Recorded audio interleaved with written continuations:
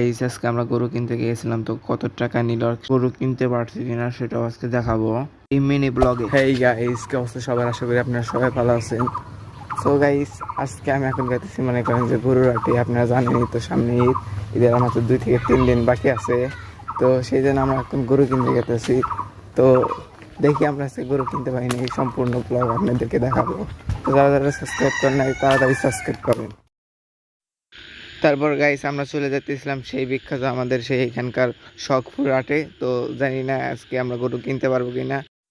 তো আমরা গরু হাটে পৌঁছে যাই, আর ঢোকার সাথে সাথে আমাদের এই গরুটা পছন্দ। আর গাইস, গরু হাটে ঢোকার পরে দেখেন কত সুন্দর একটা গরু, এটা আমাদের পছন্দ হয়ে গেছে। কিন্তু আমরা যে আমার কাকা ছিল তারও পছন্দ হয়ে গেছে, আমাদের সবারই পছন্দ হয়েছে, কিন্তু এই গরুটা কিনে নিয়েছে একজন, তো আমরা এটা কিনতে পারলাম না। তো গাইস আমরা হাটে এসে আরও গরু দেখতেছিলাম। আর গাইস, হাটে মনে করেন যে প্রচুর গরু উঠছে।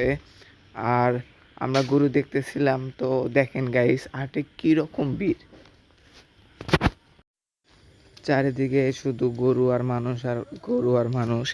আর গাইস, এখানে আপনারা অনেক মানুষ আমাকে চিনছেন, আমার সাথে দেখা করছেন, তো আপনাদের সবাইকে ধন্যবাদ। তারপর গাইস আমাদের এই যে এই গরুটা পছন্দ হয়ে যায়, মধ্যের এই গরুটা। তো গাইস আমরা দামাদামি করতেছিলাম, তো দামাদামি চলতেছে এখানে। তো জানি না, এই গরুটা আমাদের অনেক ভালো লাগছে। অবশেষে অনেক ঘোরাঘুরির পরে এই গরুটা দামাদামি করলাম, আর অবশেষে এই গরুটা আমরা 1,25,000-এর মাধ্যমে আমরা কিনে ফেললাম। তারপর আমরা গরু তাদেরকে বললাম যে আমাদের বাসায় দিয়ে আসতে, তো তারা গরু নিয়ে যাচ্ছে সেই ক্ষেত পাতেলা দিয়ে।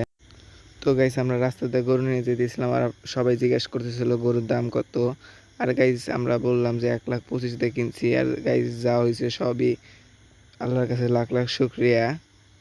গাইস আমি এখন গরু টরু ছুঁয়ে মানে খামারে ছুঁয়ে আমি এখন চলে গেছি। জানি না গাইস আপনাদের গরু ব্লগটা কীভাবে দেখাতে পারছি কি দেখাতে পারছি না। আসলে গাইস পুরা আটের ভিতরে পুরা মনে করেন যে মানুষ দিয়ে ভরা ছিল, ঠিক আছে, আর তেমন ওদের ব্লগটা করতে পারি নাই।